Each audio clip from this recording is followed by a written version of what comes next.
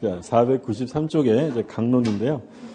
그 강론은 우리 시험 범위에 세 가지가 나와요. 매매, 교환, 임대차. 근데 이제 교환은 뭐 양이 얼마 안 되니까 신경 별로 안 써도 되고 주로 이제 매매. 그러니까 임대차는 뭐 말씀드린 것처럼 그 별도 보강을 한다고 했고. 그러니까 오늘 우리가 보는 데가 어디까지냐면 그 매매 계약까지 봐요. 그럼 남는 부분이 임대차하고 특별법이죠. 그러면 다음 주에는 새 진도가 나가요. 처음부터 나가고 요 임대차랑 특별법은 별도로 뭐 4월 초 이 정도에 일요일 날 보강을 한번 한다고 했죠? 네. 아, 그거는 별도죠. 그거는 연장 수업으로 끝낼 수 있는 게 아니에요. 그거는 한 10시부터 한 6시까지 별도로 한번 할 거예요. 오늘은 정규 수업이 4시간 있었던 거고요. 예. 지난주에도 얘기했고, 그 강의 계획서에도 나와 있는데, 처음 들어봤다는 것처럼 이러시면 안 되고, 그렇죠? 예. 예. 아, 그게 이제 일요일 날, 그럼 별도로 추후 공지할 거예요. 예. 걱정 안 하셔도 되고, 예. 예. 그 나중에, 우리 강의 처음 하면서 강의 계획서 받으셨죠? 예. 거기 다 써 있어요. 한번 나중에 읽어보세요. 예. 493쪽부터 봅니다. 자, 조문을 볼게요. 563조. 매매는 당사자 일방이 재산권을 상대방에게 이전할 것을 약정하고 상대방이 그 대금을 지급할 것을 약정함으로써 효력이 생긴다. 그러니까 매매 계약은 뭐만 하면 성립한다고 돼 있어요? 약정, 낙성이에요. 그러니까 만약에 지문에 매매 계약은 대금을 지급함으로써 성립한다라고 하면 틀려. 지급하기로 약정하면 성립하고요. 그리고 일방은 재산권을 이전한다고 돼 있죠. 물건에 국한하지 않아요. 그러니까 예를 들어서 지상권이나 전세권 이런 거 매매할 수 있어요? 없어요? 얼마든지 가능해요. 재산권은 다 가능하고. 그 개념에서는 그게 전부예요. 다음 페이지에 보시면 동그라미 2번에 매매는 재산권 이전을 목적으로 하고요. 그리고 3번에 매매는 대금 지급을 목적으로. 이때 대금은 당연히 금전만을 의미하고 상대방도 돈을 주는 게 아니라 다른 재산권을 넘겨주면 그건 매매가 아니라 뭐예요? 교환 계약이 된다라는 거고. 그러니까 매매가 되려면 반드시 금전을 줘야 되고요. 그러니까 예를 들어 매매 목적물의 대가로 주식을 주기로 했다. 매매가 아니에요. 매매가 아니라 이건 교환이에요. 다른 재산권 주는 거니까. 집을 사는데 비트코인을 준대요? 매매가 아니에요. 예, 매매 아니고 그거는 교환일 뿐인 거예요. 그러니까 매매는 반드시 뭐 해야 된다고요? 금전해야 되고 통화력이 있는 금전해야 되고요. 그 다음에 이제 매매 성립이고 괄호 2번에 매매 예약 나오죠. 조문 볼게요. 조문에만 별표 하나 해두세요. 1항 매매 일방 예약은 상대방이 매매를 완결할 의사를 표시하는 때에 매매 효력이 생긴다. 2항 전항의 의사표시에 기간을 정하지 아니한 때에는 예약자는 상당한 기간을 정하여 매매 완결 여부 확답을 상대방에게 최고할 수 있다. 그런데 아무 말도 안 하면 본계약이 성립할까요? 예약은 소멸할까요? 침묵하면 전부 다 부정적이 된다고 했죠. 그러면 3항에 보세요. 예약자가 전항의 기간 내에 확답을 받지 못한 때에는 예약은 그 효력을 잃는다. 그러니까 이건 가볍게 그냥 보세요. 갑이 을하고 매매 예약을 했어요. 그러니까 예약을 한 이유는 이 부동산 예약을 하고 나중에 이제 본계약을 성립시키는 게 목적이겠죠. 이때 예약은 특별한 약정이 없으면 일방 예약으로 봅니다. 일방 예약으로 추정을 하고요. 그러니까 일방 예약이라는 건 본계약을 성립시키기 위해서 뭘 행사하면 되냐면 예약 완결권을 행사하면 본계약이 성립이 돼요. 그럼 이때 이 예약 완결권은 두 사람이 모두 갖는 거예요? 한 사람만 갖는 거예요? 일방 예약이라고 써 있죠? 그러면 한 사람만. 만약에 둘 다 가지면 쌍방 예약이 돼요. 물론 쌍방 예약으로 특약을 할 수도 있어요. 근데 우리 민법에서 뭐라고 시작합니까? 제목이 매매 일방 예약이에요. 특약이 없으면 일방 예약으로 추정이 돼요. 그럼 만약에 을이 완결권자라서 얘한테 완결권을 행사하면 갑의 승낙이 있어야 될까요? 승낙이 필요 없을까요? 필요 없어요. 곧바로 본계약이 성립돼요. 그래서 일방 예약이라고 하는 거예요. 만약에 승낙이 필요하다 이러면 편무나 쌍무 예약이 되는 거고요. 그러니까 일방 예약이라는 건 완결권자가 한 사람이고 그리고 이 완결권을 행사하면 갑의 승낙과 상관없이 본계약이 성립한다. 그러면 이 예약 완결권의 성질은 청구권이에요, 형성권이에요? 형성권. 그러면 이게 형성권이면 영원히 행사할 수는 없고 시간 제약이 있겠죠. 얼마에 걸린? 제척기간 10년에 걸리는 걸 기본으로 하죠. 그래서 만약에 예약 완결권의 행사 기간을 정하면 그 기간 안에 하면 되는데 특별히 안 정했대요. 안 정했다면 몇 년 지나면 소멸한다고요? 10년. 근데 이 완결권자한테 갑이 야, 너 완결권 행사할 거야 말 거야 라고 최고할 수 있는데 최고 기간 내 확답을 발하지 않으면요. 받지 못하면요. 도달주의겠죠? 우리 최고에 대한 확답으로 발시인주의를 취하는 건 3개밖에 없었어요. 뭐 있었어요? 무권대리인, 제한능력자, 채무인수. 그렇죠? 네. 쟤는 저걸 또 하네 이러면서도 기억이 안 나잖아요. 그렇죠? 3가지. 무권대리인, 제한능력자, 채무인수. 요거 빼고는 전부 다 받지 못한대요. 도달주의. 그러면 최고기간 내 확답을 받지 못하면 본계약이 성립하는 게 아니라 예약은 그 효력을 잃는다라고 규정되어 있습니다. 근데 이제 예약 완결권이 제일 중요한데요. 말씀드린 것처럼 이건 형성권이고 그럼 예약 완결권은 다른 사람에게 양도할 수 있느냐? 할 수? 이거 신분상의 가족법상의 권리예요? 재산상 권리예요? 재산 권리니까 얼마든지 양도할 수 있고요. 양도할 때 채무자의 동의 승낙 같은 거 필요 없어요. 내 권리 내가 파는 건데 다른 사람에게 물어볼 필요 없는 거죠.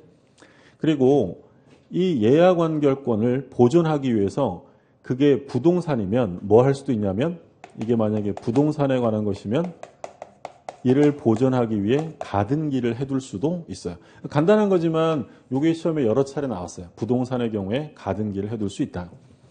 자, 그리고 예약 완결권은 제척기간이에요. 형성권이다. 그러면 이건 우리가 소멸시효랑 비교를 했었는데 소멸시효는 권리를 행사하면 소멸시효가 어떻게 된다고 했죠? 중단돼요. 근데 이 제척기간은 신속하게 법률관계를 확정짓기 위한 것이기 때문에 얘는 중단이라는 제도가 없어요. 무조건 10년 지나면 없어지는 거예요. 그러니까 예를 들어서 을이 갑한테 목적물을 인도받은 상황이다. 그럼 인도받은 상황이면 예약 완결권은 그대로 존속해요? 아니면 10년 지나면 소멸해요?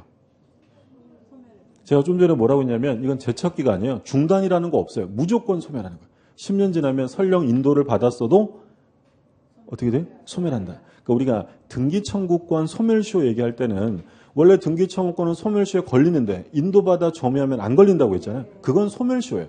권리 행사하면 보호해줘야 되니까. 근데 얘는 신속하게 끝내는 게 목적이니까 얘가 이걸 인도받았든 뭐하든 10년 지나면 무조건 어떻게 된다고요? 소멸할 수밖에 없다. 교재를 볼게요. 494쪽에 의의 첫째 줄에 줄거두세요. 예약이란 본계약을 체결할 것을 약속하는 계약을 말하며 예약도 채권계약이므로 예약은 당연히 권리 의무 관계를 발생시키는 채권계약, 언제나 채권계약이지 물권계약은 아니고요. 계약의 일반 원칙에 따른다라고 되어 있고 오른쪽에 종류는 뭐 지금 보신 거니까 또 안 보셔도 돼요. 3번에 보면 일방예약이라고 되어 있죠. 줄거두세요. 민법은 매매 일방예약은 상대방이 매매를 완결할 의사를 표시하는 때 매매 효력이 생긴다. 그러니까 예약 완결권을 행사하면 이제 본계약의 효력이 생기는 거고요. 판례박스가 있는데 이건 뭐 상식적인 거니까 한번 읽어보시면 되고 예약 완결권 밑에 나오죠. 별표해 두세요. A번의 둘째 줄에 무슨 권이라고 되어 있냐면 형성권. 그 다음에 B번 예약 완결권은 양도성이 있으며 양도를 함에 있어서 예약 의무자의 승낙은 요구되지 않습니다. 승낙 동의 필요 없고 다음 페이지에 줄거두시고 또 그 다음에 C번에 부동산 물권을 이전해야 하는 본계약의 예약 완결권은 가등기를 하면 제3자에게 대항할 수 있다. 부동산의 경우에는 뭘 할 수 있냐면 가등기할 수 있어요.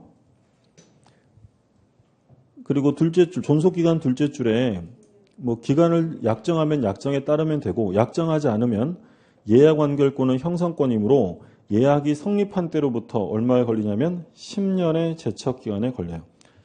근데 그 다음이 이제 새로 나온 판례인데 그러나 당사자 사이에 약정하는 예약 완결권의 행사 기간에 특별한 제한은 없으므로 10년을 초과하여 행사 기간을 정할 수도 있다. 그러니까 약정으로 10년 넘게 정하는 건 돼야 안 돼요? 된다라는 거였죠. 최근에 나온 판례니까 주의하시고요. 그리고 맨 마지막에 예약 완결권의 제척 기간이 도과했는지는 법원의 직권 조사사항이다. 그거 별표해 두시고요. 그러니까 제척 기간은 주장하는 게 아니라 직권 조사해 준다라고 했죠. 그 다음에 판례 제목을 보세요. 목적 부동산을 인도받은 경우에도 예약 완결권이 제척 기간 경과로 소멸하는지 여부 적극. 그러니까 인도를 받았어도 10년 지나면 무조건 어떻게 된다고요? 소멸하게 된다. 점이고. 자, 올해 오랜만에 예약이 출제가 됐는데 이거는 뭐 매년 예약은 매년 출제될 게 아니라 보통 한 4, 5년에 한 번 정도 출제가 되는 부분이에요.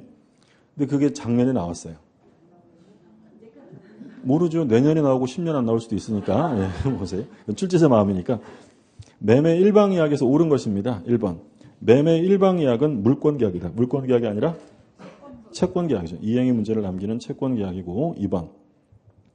매매 일방 예약은 상대방이 매매를 완결할 의사를 표시하는 때에 매매 효력이 생긴다. OX요? 맞죠. 법조문 그대로 옮겨놓은 거죠. 정답 2번입니다. 3번. 예약 완결권을 행사 기간 내에 행사했는지에 관해 당사자 주장이 없다면 법원은 이를 고려할 수 없다. 틀렸죠? 직권 조사해야 합니다. 4번. 매매 예약이 성립한 이후 상대방의 예약 완결권 행사 전에 목적물이 전부 멸실되어 이행 불능이 되었다. 그러면 매매 목적물이 없어졌기 때문에 예약 완결권을 행사한다는 건 의미가 있어요? 없어요? 없죠. 예약 완결권 행사는 불가해집니다. 틀렸고요. 5번. 예약 완결권은 당사자 사이에 그 행사 기간을 약정하지 않은 경우 예약이 성립한 날로부터 5년 내에 행사하는 게 아니라 10년이죠. 그러니까 예약은 뭐 출제되면 오히려 쉽게 풀 수 있게 나와요. 양이 얼마 안 되기 때문에 매번 나왔던 게 반복되고 그 다음에 오른쪽에 계약금 나오죠. 별표 3개 해두세요. 계약금은 매년 출제된다라고 생각하시면 되고요.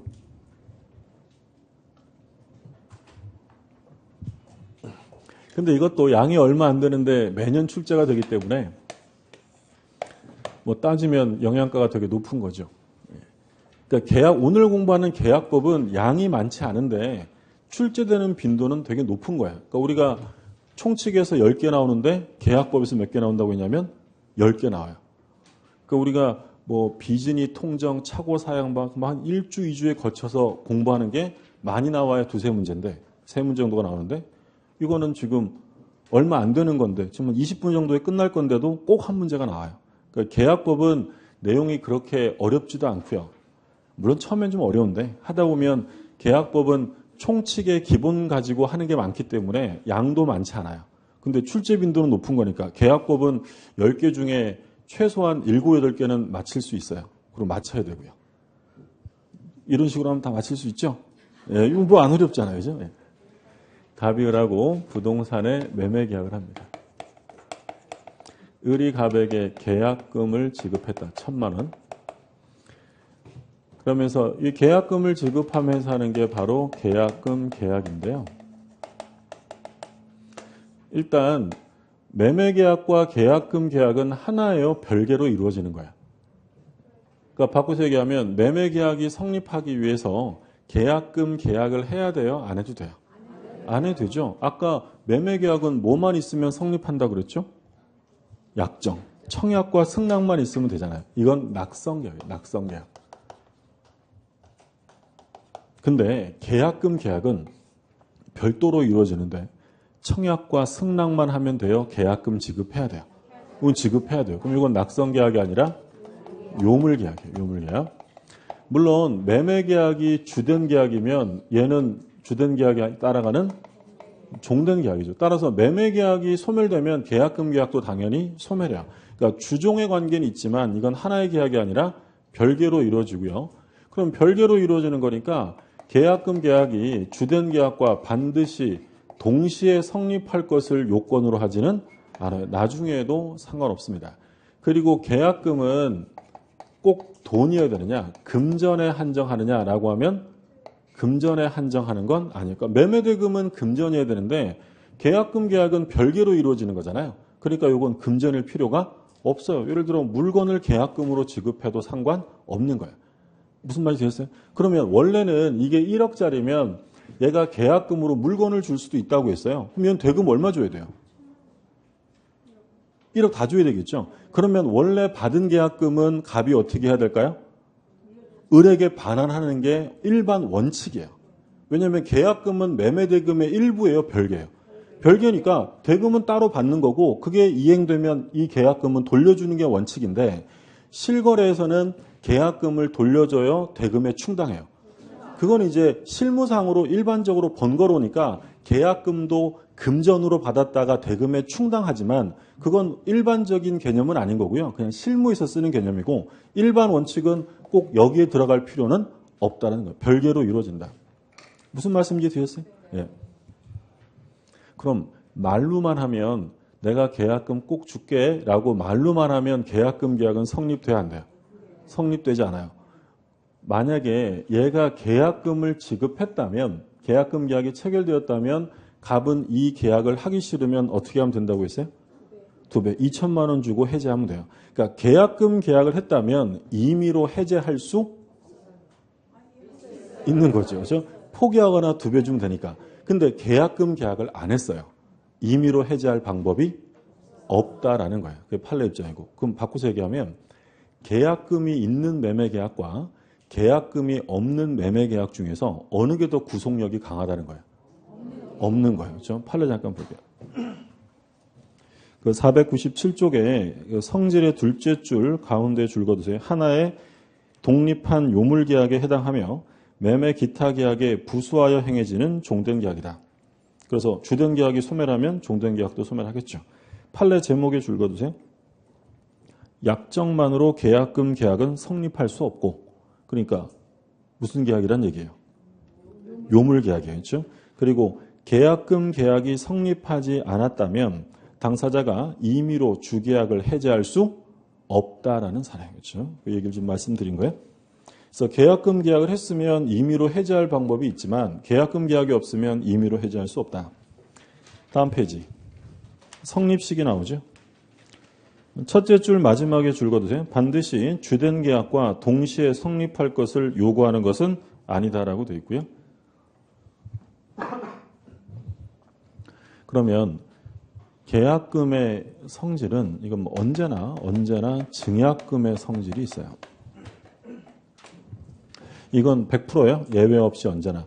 그러니까 계약금 계약을 했다는 건 주된 계약을 체결한다는 걸 뭐 하는 거예요? 증명, 입증해 주는 거예요. 그래서 계약금은 언제나 증약금의 성질이 있습니다. 근데 이제 수험상으로는 두 가지가 핵심인데 계약금은 해약금으로서의 성질, 두 번째는 손해배상 예정으로서의 성질, 두 가지로 나눌 텐데 계약금은 특약이 없어도 법률에 의해서 해약금으로 추정이 됩니다.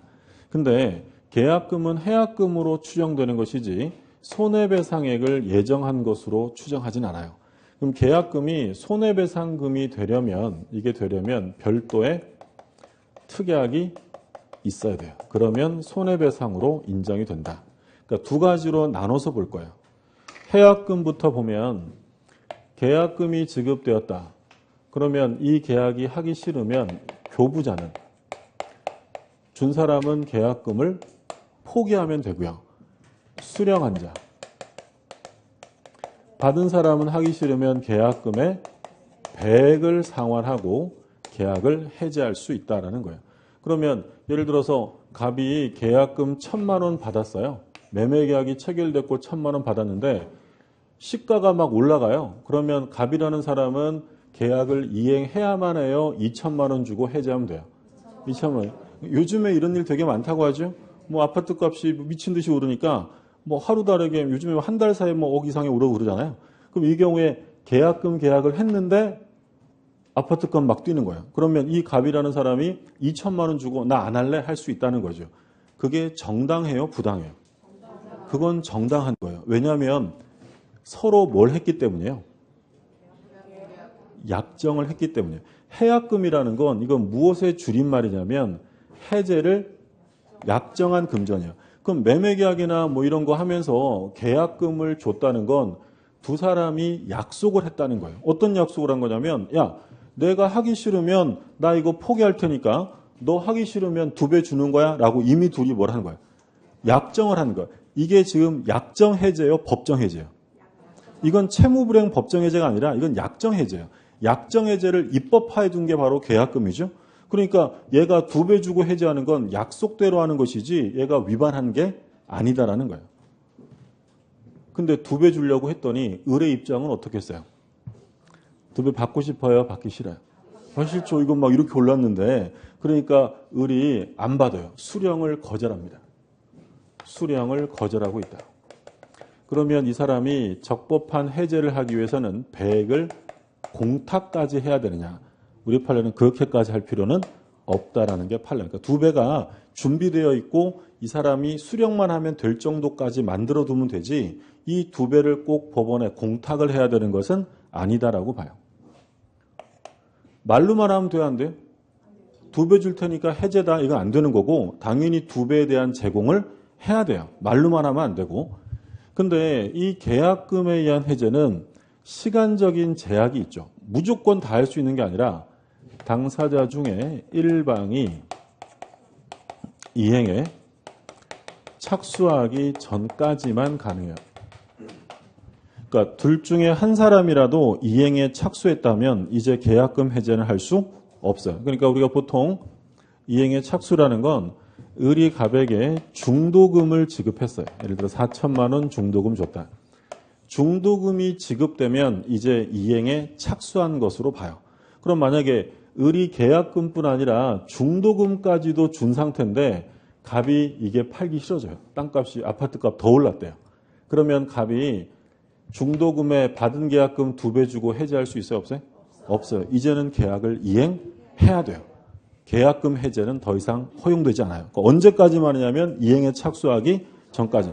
근데 이 갑이 등기 넘겨주기 너무 아까운 거죠. 그러니까 이 갑이 난 싫어. 돈 받아가라. 말로 할 때 받아가. 난 등기는 절대 안 줘 이럽니다. 그러면 을의 입장에서는 어떻게 한다 그랬어요? 갑이 을한테 야 내가 줄 때 받아가. 이거 난 절대 등기 안 줘 이럽니다. 중도금까지 줬는데. 그럼 을은 어떻게 해야 될까요? 얘를 상대로 잔금은 법원에 공탁하고 갑을 상대로 소유권 이전 등기 청구 소송을 제기해야 돼요. 그럼 당연히 누가 승소하겠어요? 을이. 얘가 이제 더 이상 계약금 해제 못하기 때문에 얘가 승소하게 돼요. 그럼 얘가 이제 승소 판결을 받으면 등기해야 소유자예요? 등기하지 않아도 소유자예요? 이게 이행 판결이냐 형성 판결이냐를 묻는 거야. 이거 무슨 판결? 그렇죠. 계약을 했잖아요. 그럼 계약을 이행하라고 판결하기 때문에 등기해야 돼요. 그러니까 등기를 요하지 않는 판결은 뭐만? 형성 판결만 등기 안 하는 거잖아요. 그렇게 해야 되고 개념 보실 때 이행의 착수. 그러니까 이행의 착수는 이행의 준비 단계. 이행의 준비 단계는 착수일까요? 아닐까요? 이건 말 그대로 준비만 한 거지 아직 착수에 들어간 건 아니에요. 그러면 이행의 준비 단계에서는 계약금 해제를 할 수 있느냐라고 물으면 할 수 있죠. 아직 착수가 아니니까. 물론 이행의 제공까지 해야 되느냐? 그럴 필요는 없어요. 제공까지 갈 필요는 없고 이행의 전제 행위만을 하게 되면 착수라고 봐요. 그러면 이행의 착수, 이행의 준비, 이행의 전제, 이행의 제공 이게 실무상으로 명확하게 구별되느냐? 될 리가 없죠. 그러니까 이거는 용어상으로만 시험에 있어서 용어상으로만 기억하는 거예요. 우리 판례가 이행의 제공에 이를 정도까지 갈 필요는 없지만 이행의 전제 행위를 해야 되기 때문에 이행을 뭐 했다고요? 준비만 했다. 그러니까 시험에서는 요거죠. 이행의 준비만 했다면 아직 이행에 착수한 게 아니니까 계약금 해제할 수 있다라는 거예요. 그 얘기고. 그럼 여기서 이제 중요한 판례가 허가구역에서 토지거래 허가구역에서 허가를 받았대요. 자, 허가구역에서 허가를 받았다. 둘이 협력해서 이행에 착수냐 아니냐가 문제인데 우리 판례는 요건 이행에 착수로 보지 않아요. 그러면 허가구역에서 두 사람이 협력하여 허가를 얻은 상태인데 배액 주고 해제할 수 있어요, 없어요? 있어요. 아직 뭐가 아니니까. 착수. 그리고 잔대금 달라고 소송 제기를 한 사건이 있어요. 그러니까 중도금 없이 매매계약 하는 경우 있죠? 그러니까 계약금만 줬고 아직 중도금은 약속이 없는 거고 잔금 일자에 잔금 달라고 소송을 제기했다. 요게 이행의 착수냐? 우리 판례는 그렇게 볼 수 없다라고요. 둘 다 굉장히 중요한 판례고요. 그러니까 잔금 달라고 소송을 제기한 이후에 배액 상환하고 해제할 수 있어요, 없어요? 있죠. 이거 뭐가 아니니까. 착수가 아니기 때문에. 이런 것들은 착수가 아니라서 계약금 해제가 가능하다라는 거고요. 그리고 앞에 일방이라고 돼 있죠. 그러니까 둘 중에 한 사람이라도 착수하면 계약금 해제할 수 없어요. 그러니까 갑은 매도인은 전혀 이행에 착수한 바가 없는데 매수인은 착수했어요. 계약금 해제 돼야 안 돼요? 안 돼요. 둘 중에 하나라도 착수하면 계약금 해제 안 되고. 그러면 이행의 착수는 꼭 이행기에 해야 하는지 이행기 전에도 착수할 수 있는지가 문제인데 우리 판례는 이행기 전에도 착수할 수 있다라는 거예요. 꼭 이행기에 해야 되는 건 아니다. 특약이 없는 한. 그러니까 예를 들어 중도금을 주기로 한 날짜가 3월 2일이에요. 3월 2일. 근데 오늘 이 지역의 개발 계획이 발표가 됐어요. 더 오르겠죠. 그러면 갑은 어떻게 할까요? 빨리 2배 주고 해제하면 되고 을은 빨리 중도금을 지급해야 되잖아요. 근데 만약에 이행기가 되어야 이행에 착수할 수 있다면 며칠이 돼야 돼요? 3월 1일까지 기다려야 된다는 거고 이행기 전에도 착수에 들어갈 수 있다면 오늘 바로 중도금을 입금시켜도 된다는 거예요. 우리 판례는 3월 1일까지 기다려야 필요 없다는 거예요. 필요 없다는 거예요. 이행기 전에도 얼마든지 착수에 들어갈 수 있다. 그래서 얘가 보낸 돈이 얘 통장에 들어가는 순간 더 이상 갑은 배액 상환하고 해제할 수 없다라고 했죠. 그러니까 이 갑은 하기 싫으면 어떻게 한다 그랬어요? 그렇죠. 그 통장을 폐쇄해야 돼요. 그러니까 통장을 폐쇄하지 않고 있다가 갑자기 오늘 중도금이 들어왔다. 갑은 더 이상 해제할 방법은 없다라는 거예요. 그게 지금 이 판례고요. 물론 특약을 하면 가능해요. 계약서에다가 중도금은 지급 기일에 지급해야 한다라고 특약을 하면 이행기 전에 착수할 수 없어요. 그런 특약이 없는 한 가능하다라는 거죠. 이게 이제 계약금 해제에 관한 규정이에요. 그러면 일단 그 효력을 보면 소급표가 있죠. 해제니까. 이건 별로 안 중요하고 두 번째부터 중요해요. 그러면 이 경우에 해약금에 의한 해제를 했을 때 손해배상을 할까요? 할 필요 없을까요? 해약금에 의한 해제를 하는 바람에 예를 들어 일방이 피해를 봤대요. 손해배상 청구할 수 있어요? 없어요? 없는 거예요. 이건 법정 해제가 아니고요. 그렇게 하기로 약속한 거예요. 그러니까 이건 채무불이행이 아니기 때문에 손해배상의 문제가 생기지 않고 그 다음에 해약금 해제를 했을 때 원상회복을 해야 되느냐. 원상회복 할까 안 할까요? 할 게 없어요. 그러니까 지금 준 건 뭐가 다예요? 그럼 계약금을 2배 주거나 포기하면 끝나는 거지 더 이상 원상회복할 게 없다. 그러니까 바꿔서 말하면 원상회복을 하려면 이행에 착수한 게 있어야 돼요. 근데 이건 언제만 문제가 돼요? 착수 전이잖아요. 그러면 원상회복 할 게 없다는 거예요. 그래서 굉장히 중요합니다. 해약금 해제는 손해배상이나 원상회복의 문제가 생기지 않아요. 요거 강행 규정일까요? 배제 특약 가능할까요? 그렇죠. 어차피 약정이잖아요. 이거는 강행 규정이 아니기 때문에 배제 특약을 할 수 있어요. 그러니까 매매 계약을 체결하면서 계약금을 포기하거나 2배 주고 해제하는 건 허용하지 않는다라고 특약하면 계약금 해제는 될 수 없어요. 이게 지금 무슨 해제냐면 해약금에 관한 규정을 본 거예요. 자, 그 다음에 이제 두 번째로 문제가 되는 건 손해배상 예정이에요. 근데 얘랑 기본적으로 차이가 나는 건 이 해약금 해제는 누구 일방의 잘못이 있을 때 나와요? 전혀 상관없는 거예요. 이건 약속이지 의무 위반이 아니에요. 근데 두 번째는 손해배상이란 말이 나와요? 그럼 손해배상이란 말이 나온다는 건 누구 잘못이 있을 때요. 그럼 예를 들어서 갑이 을하고 매매 계약을 합니다. 을이 갑에게 계약금으로 1,000만 원 줬고요. 근데 을이 약속한 날에 중도금을 지급하지 않고 있다. 을이요. 그러면 갑은 야, 너 왜 약속 안 지켜? 라고 기간을 정해서 얘가 이제 이행을 안 한 거니까 상당 기간을 정해서 최고하고 그래도 이행 안 하면 계약을 뭐 할 수 있어요? 해제.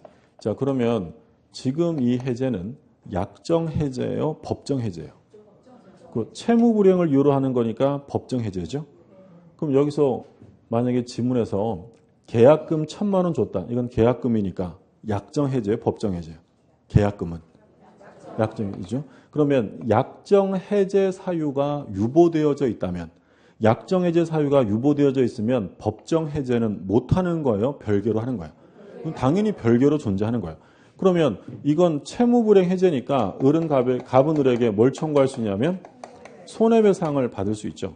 근데 문제는 얘가 손해배상을 받아야 되는데 이미 을한테 받은 계약금 1,000만 원이 있는 거야. 그럼 이 계약금 1,000만 원을 손해배상금으로 몰수해버리면 되겠느냐? 이걸 묻는 거죠. 돼야 안 돼요? 그게 안 된다는 거예요. 왜냐하면 이 계약금은 그냥 해약금인 거지 손해배상을 위한 것이 아니라는 거예요. 그런데 당사자가 만약에 이걸 손해배상금으로 하자라고 뭐 했으면 특약을 했으면 그때는 가능해요. 근데 별도 특약이 없는 한 몰수하는 건 허용할 수 없고 그러면 원칙은 어떻게 해야 되냐면 원칙은 자기가 입은 손해를 입증하여 별도로 청구해야 돼요. 이게 원칙이에요. 그러니까 내가 너 때문에 이러이러한 피해를 입었어 라는 걸 입증해서 배상 청구를 해야 한다는 거죠. 근데 실제로는 자기가 입은 손해를 일일이 입증하는 것도 되게 귀찮고 번거롭고요. 그럼 입증해서 을한테 줘 이러면 을이 기다리고 있다가 네 하고 주나요? 또 싸워요. 그죠? 그리고 결정적으로 을이 의무를 이행하지 않아도 갑에게 손해가 없는 경우도 허다해요. 그럼 손해가 없으면 아예 손해배상을 받을 수가 없잖아요. 그래서 보통 이런 매매계약 할 때 이런 번거로움을 피하기 위해서 대부분은 매매계약서에 뭘 집어넣냐면 갑이 위반하면 2배를 물어내고 을이 위반하면 계약금은 몰수한다. 이런 문구가 대부분 다 들어가요. 이렇게 써들어진지 아니면 뭐 계약서에 보면 손해가 발생하면 손해배상은 계약금으로 한다. 이런 문구가 들어가요. 그럼 당사자가 뭐 하는 거예요? 특약을 한 거예요. 그럼 만약에 이런 특약까지 했다면 계약금은 해약금임과 동시에 이제 어떤 성질을 가져요? 손해배상. 그럼 만약에 계약서에 이렇게 써 있는데 을이 의무를 이행 안 했어요. 갑은 계약금 몰수할 수 있어요? 없어요? 있죠. 뭘 했으니까? 특약을 했으니까. 그러니까 오해하시면 안 된다는 게 뭐냐면 우리가 보통 뭐 부동산 매매 거래 이런 거 하다 보면 매수인이 계약금을 줬는데 약속을 안 지켜요. 그럼 보통은 그 계약금 돌려줘요? 그냥 몰수해요? 몰수해요. 그래서 거래 일반에서 그런 일이 많기 때문에 이 계약금을 몰수하는 게 원칙이라고 생각하시면 안 되는 거예요. 몰수하는 이유는 뭐 때문이라고요? 계약서에 이 문구가 있기 때문이에요. 만약에 이 문구가 없으면 계약 해지하면 계약금 받은 거 돌려주고 별도로 손해배상 청구해야 돼요. 이해되셨어요? 네. 요거는 원칙이 아니라 그 특약이 있을 때 가능한 거고. 이런 경우도 있었어요. 계약서에 뭐라고 써 있냐면 갑이 위반하면 그런 말은 없고요. 을이 위반하면 몰수한다. 요렇게만 들어갔어요. 근데 실제 사건에서는 갑이 의무를 위반한 거예요. 그러자 을이 갑에게 100을 달라라고 청구합니다. 갑은 100 줘야 돼요? 안 줘야 돼요? 안 줘도 돼요. 특약 없잖아요. 그럼 어떻게 해야 돼요? 이때는. 을이 자기가 입은 손해를 입증해서 따로 배상 청구를 해야 돼요. 그러니까 그런 번거로움을 피하기 위해서 대부분은 특약을 한다는 거죠. 근데 특약을 했는데 을의 의무 위반으로 갑이 입은 피해 액수가 3천만 원, 3천만 원. 그러면 이 갑은 특약에 따라 1,000만 원은 몰수하고 나머지 2천만 원은 더 물어줘 라고 추가 배상을 요구할 수 있느냐? 될까 안 될까요? 특약을 했어요. 1,000만 원 요거 이제 계약금을 손해배상금으로 특약했는데 손해가 3천만 원 나면 이거 몰수하고 추가 배상 요구할 수 있느냐? 안 되죠. 특약했으면 그걸로 끝내야죠. 당연하죠. 아니 손해가 없거나 1,000만 원 미만이면 1,000만 원 받고 1,000만 원 더 하면 또 받고 이건 특약한다는 의미가 없잖아요. 당연히 안 돼요. 추가 배상 요구할 수 없어요. 근데 만약에 이런 특약을 안 했어요. 특약을 안 했으면 갑은 3천만 원 달라고 할 수 있어요, 없어요? 있죠. 입증해서 청구하면 되니까. 근데 특약하면 그거 받고 끝내는 거예요. 그러면 을이 갑에게 계약금으로 지급을 했는데 그 돈이 너무 많이 줬어요. 부당하게 과다하다. 그러면 감액할 수 있느냐? 감액할 수 있다라는 것이 판례 입장이에요. 이런 경우가 있었어요. 갑이 을하고 매매 계약을 했는데 예를 들어 1억이라고 하면 계약금 1,000만 원을 줬어요. 근데 을이 약속한 날에 중도금을 안 줘요. 그래서 갑이 을한테 너는 약속 지킬 줄도 모르고 막 뭐라 하니까 을이 뒤늦게 4천만 원을 줍니다. 그러면서 뭐라고 하냐면 야 미안해. 내가 잔금일은 정말 정확하게 지킬게. 내가 혹시라도 잔금일을 어기면 너 다 가져. 자, 손해배상의 약정을 한 거예요. 위약금 특약한 거죠. 근데 위약금 특약을 중도금까지 다 넣어버린 거예요. 너무 많이 넣었죠. 근데 실제 사건에서는 을이 잔금날을 못 지킨 거예요. 갑이 어떻게 했을까요? 저 완전 감사 이러면서 다 가져간 거예요. 그러니까 이 사건에서 법원이 너무 과하다. 너무 과하니까 당신 1할 10%만 가져. 1,000만 원만 갖고 나머지 4천만 원 돌려줘. 라고 판결합니다. 법원이 어떻게 해버린 거예요? 너무 과하면 감액할 수 있다라는 게 판례야. 이해되셨죠? 예. 그게 이제 그 손해배상이죠. 그러니까 얘랑 섞어버리면 안 돼요. 그러니까 이 해약금이라는 것은 의무 위반을 전제로 해요, 전제로 하지 않아요. 전제로 하는 게 아니에요. 이건 약정인 거고 만약에 누가 의무를 위반했다라고 하면 이제 어떤 문제가 같이 생기냐면 손해배상이잖아요. 두 가지 보시고 계약금을 받았는데 일부만 받았어요. 일부만.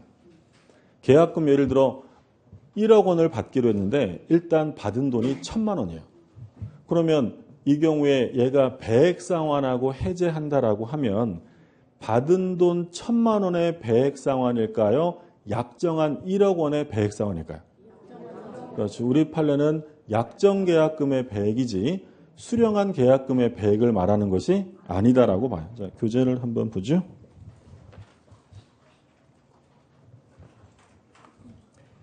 (498쪽에) 계약금의 종류. 동그라미 1번 증약금. 제목에 줄거두시고 동그라미 2번 별표해 두세요. 손해배상 예정으로서의 위약금. 그 기억의 끝에서 둘째 줄에 별표하고 줄거두시면 계약금은 별도 특약 없어도 해약금의 성질을 갖지만 특약이 없는 한 손해배상에게 예정으로서의 성질을 갖지는 않는다. 그러니까 손해배상 예정으로 되려면 뭐가 있어야 한다고요? 특약이 있어야 돼요. 그건 니은에 줄거두세요. 만일 일방에 대해서만 위약금 특약을 하였다면 그 일방에 대해서는 손해배상 예정의 성질을 갖지만 상대방에 대해서는 인정되지 않는다. 무슨 말인지 아셨어요? 요거. 갑이 위반하면 이런 말 없고 을을 거만 써 있으면 누구한테만 특약이 있는 거야.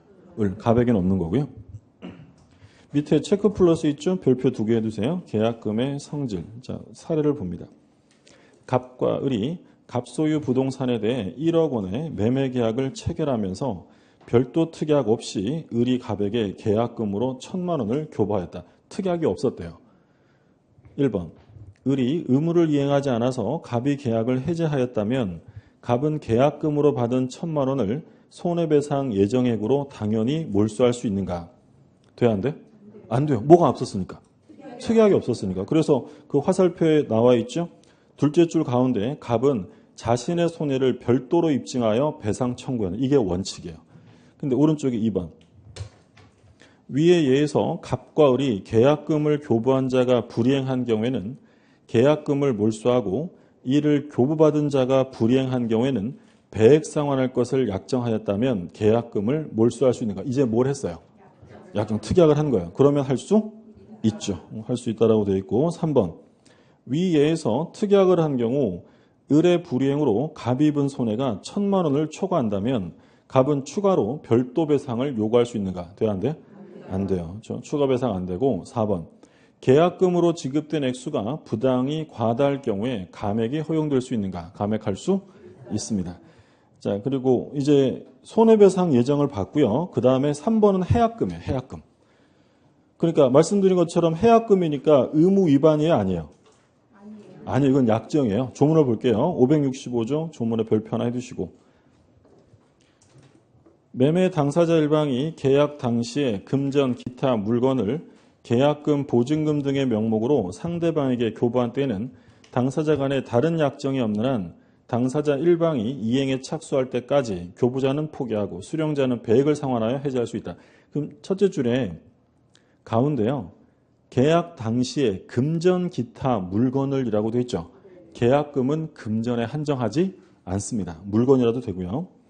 그리고 둘째 줄 가운데 당사자 간에 다른 약정이 없는 한이라고 되어 있죠. 그러니까 요건 강행 규정이에요, 임의 규정이에요. 이미 얼마든지 계약금 해제, 배제할 수 있어요. 특약할 수 있고. 그리고 당사자 일방이 이행에 착수할 때까지. 언제나 되는 게 아니라 일방이라도 이행에 착수하면 안 되고 교부자는 포기하고 수령자는 배액을 상환하여 해지할 수 있고요. 이항 제551조 규정은 여기에 적용 안 해요. 551조는 아까 뭐였냐면 계약의 해제 또는 해지는 손해배상 청구에 영향을 미치지 아니한다는 규정. 아까 법정해지 시에 뭘 청구할 수 있어요?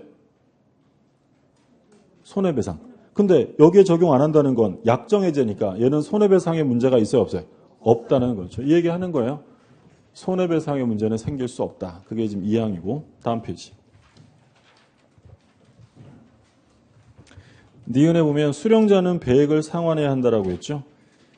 그 둘째 줄 가운데 계약 해제 의사표시는 그 의사표시만으로는 부족하고 배액 제공이 있어야 된다. 말로만 하면 안 돼요. 2배 줄게 해제다 이런다고 되는 게 아니라 실제로 줘야 되고요.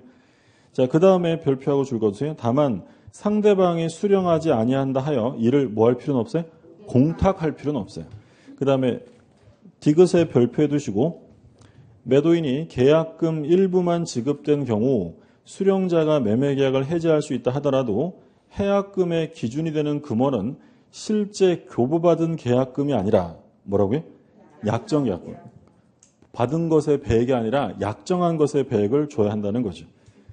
중요한 판례였고 비교적 최근 판례였는데 이번 시험에 출제가 됐었고요. 그 다음에 리을에 해제할 수 있는 시기. 일방이 이행에 착수하기 전까지 가능합니다. 그 B번의 셋째 줄에 줄 거두세요. 비록 상대방인 매도인이 매매계약 이행에 전혀 착수한 바 없다 하더라도 매수인이 중도금을 지급하여 이미 이행에 착수한 이상 매수인은 계약금 해제할 수 없다. 바꿔서 말하면 둘 중에 하나라도 일방이라도 이행에 착수하면 계약금 해제 안 되고요. 그 다음에 C번의 첫째 줄 줄거두세요. 특별한 사정이 없는 한 이행기 이전에 착수할 수도 있다. 그 다음에 오른쪽에 D번의 셋째 줄에 별표하고 줄거두세요. D번의 셋째 줄. 당사자가 토지거래허가 신청하고 이에 따라 관할관청으로부터 허가를 받았다. 자, 허가를 받았어도 아직 착수해 안 해요? 아니에요. 그러한 사정만으로 아직 이행에 착수했다고 볼 수 없고요. 계약금 해제 가능합니다.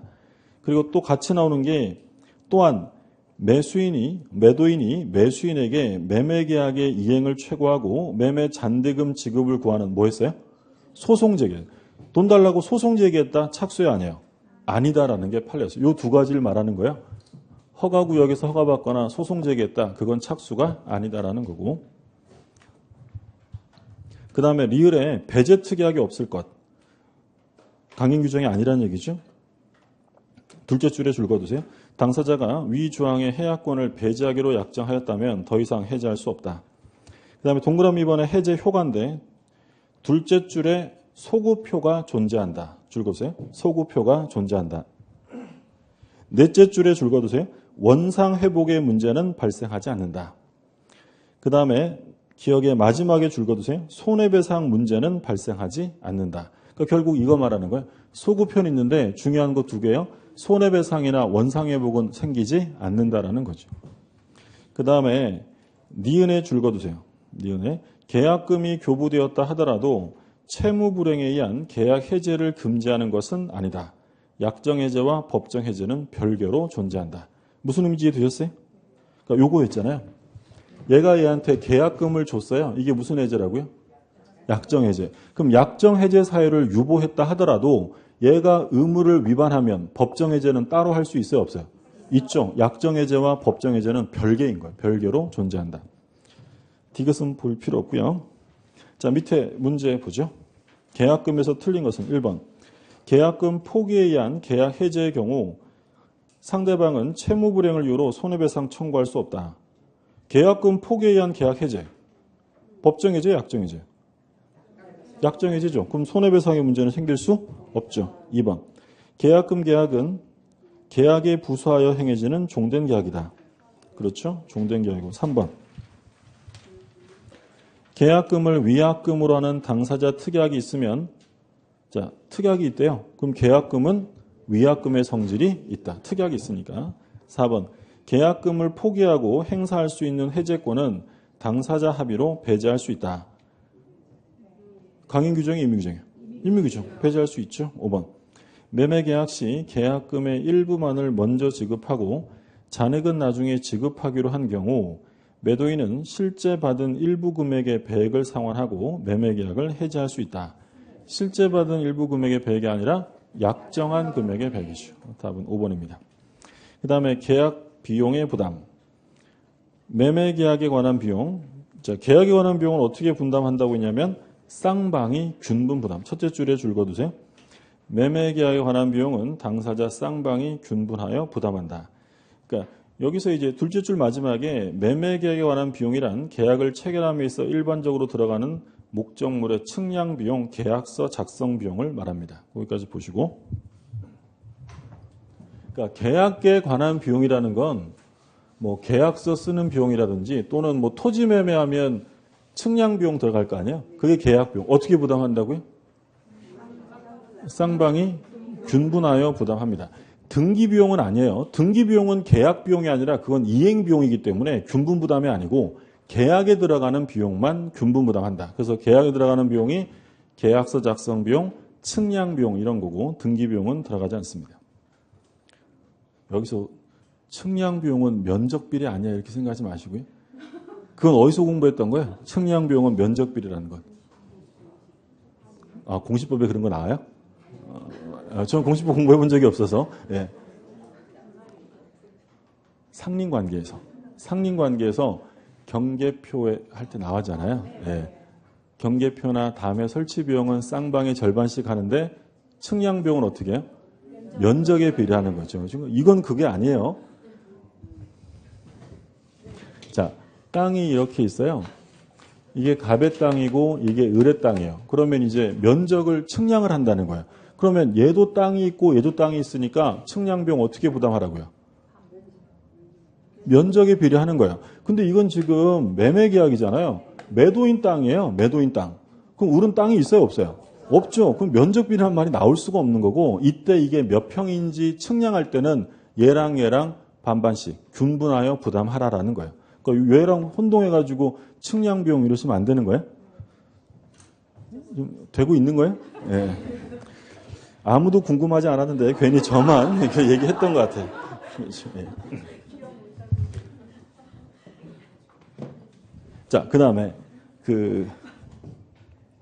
오른쪽에 인도무 나오는데 재산권이 좀 뭐 동시한다 보실 필요도 없고요.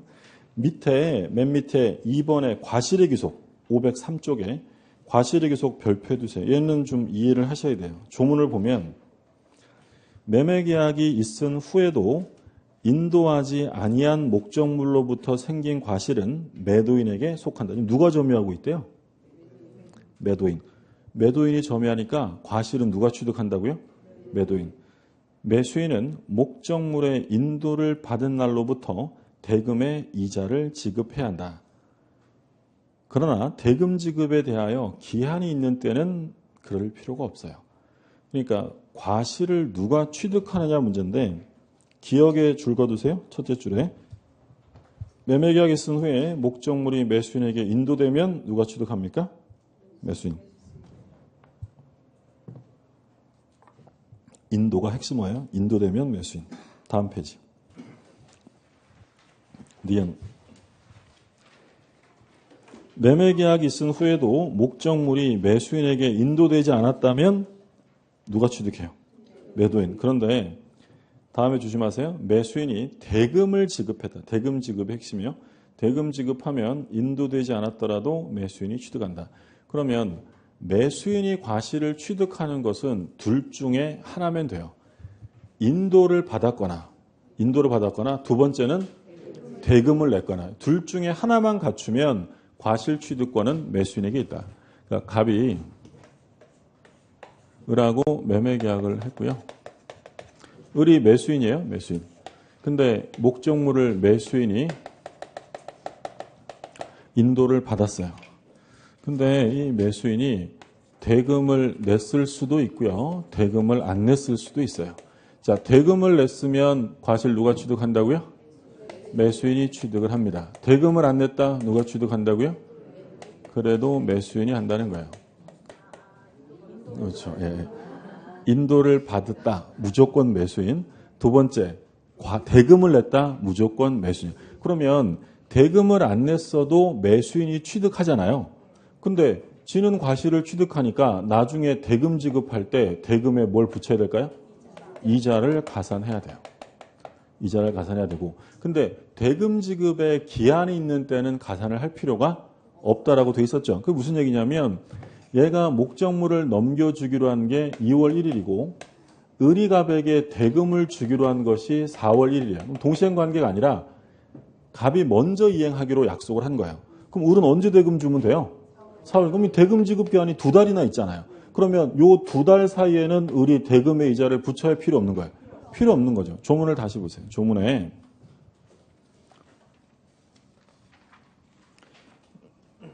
503쪽에 매매계약이 있은 후에도 인도하지 아니한 목적물로부터 생긴 과실은 누구한테 속해요?